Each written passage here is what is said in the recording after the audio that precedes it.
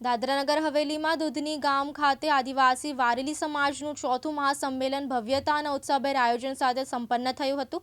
આ મહાસંમેલનમાં દાદરાનગર હવેલીના વિવિધ ગામોમાંથી વારેલી સમાજના હજારો લોકો મોટી સંખ્યામાં ઉપસ્થિત રહ્યા હતા। કાર્યક્રમ સ્થળે પરંપરાગત વેશભૂષામાં સજ્જ સ્ત્રી પુરુષો અને યુવાનોની ઉપસ્થિતિએ વારેલી સંસ્કૃતિની રજૂ કરી હતી। મહાસંમેલન દરમિયાન સમાજની પ્રાચીન પરંપરાઓ, રીતરિવાજો અને सांस्कृतिक वारसाने जाळवी राखवानी जरूरियात पर विशेष भार मूकवामां આવ્યો હતો।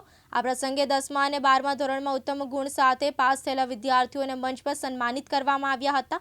તેમને પ્રમાણપત્ર અને સ્મૃતિચિહ્ન અર્પણ કરીને પ્રોત્સાહન કરવામાં આવ્યા હતા। આજે જે વારલી સમાજ સંગઠન દ્વારા જે કાર્યક્રમ દૂધનીમાં ચોથું મહાસંમેલન રાખવામાં આવેલું છે, એમાં કોઈ પણ પક્ષ વગર આ જે અમે પ્રોગ્રામ કરી રહ્યા છે એમાં ખૂબ જ રીતે અમે આગળ કરી રહ્યા છીએ અને એમાં અમારા સમાજને અમે જાગૃત કરવાનું કામ કરી રહ્યા છીએ। અમારો સમાજ વારલી સમાજ કેવી રીતે આગળ વધી શકે, શિક્ષણમાં અમારો સમાજ પછાડી છે અને વિવિધ એવા ક્ષેત્રોમાં અમારો સમાજ પછાડી છે, તેને કેવી રીતે અમે આગળ વધાવીએ અને જે અમારો સમાજ છે તે કંઈ ને કંઈ રીતે આગળ વધી જાય અને અમારા બાળ લગ્ન જે થતા છે અને એવી જ રીતે જે આત્મહત્યાનો હમણાં કેસ વારલી સમાજથી આવી રહી છે એના પર પણ અમે ચર્ચા કરતા છે। અમારા વિશેષ શિક્ષણ જે પણ અમારા એક્ઝામ આવે છે એના વિશે પણ અમે ચર્ચા કે કેવી રીતે અમારો સમાજ આગળ વધે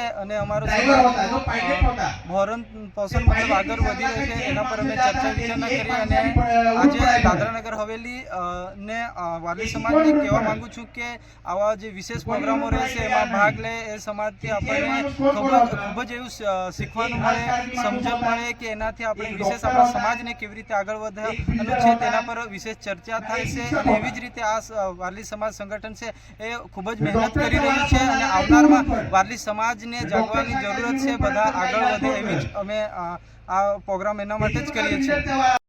રામાનાદર, દિવ્યાંગ ન્યૂઝ, દાદરાનગર હવેલી।